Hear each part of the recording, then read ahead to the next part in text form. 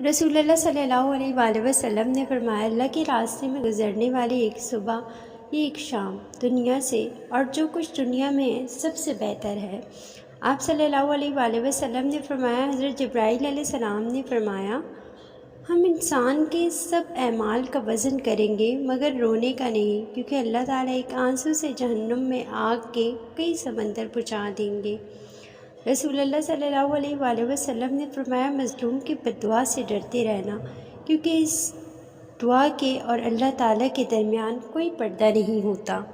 رسول اللہ صلی اللہ علیہ وآلہ وسلم نے فرمایا، تم صبح و شام 3 مرتبہ سورہ اخلاص اور سورہ فلق اور سورۃ الناس پڑھا کرو، وہ تمہیں ہر چیز کے لیے کافی ہو جائے گی۔ رسول اللہ صلی اللہ علیہ وآلہ وسلم نے فرمایا،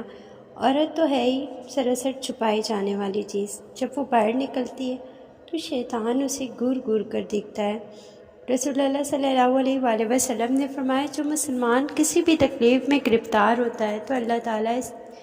اس کی وجہ سے اس کے گناہ اس طرح جھاڑ دیتا ہے جیسے درخت کے پتے جھڑ جاتے ہیں۔ رسول اللہ صلی اللہ علیہ وآلہ وسلم نے فرمایا، بے شک رات میں ایک ایسی گھڑی ہے، اس وقت کوئی مسلمان شخص دنیا و آخرت کی جو بھی چیز اللہ سے مانگتا ہے تو وہ اللہ اسے وہی چیز عطا فرما دیتا ہے، اور یہ ہر رات ہوتا ہے۔ ثواب کی نیت سے ہمارا چینل ضرور سبسکرائب کریں، ساتھ ساتھ ہماری ویڈیو کو آگے ضرور شیئر کریں، کمنٹ کریں۔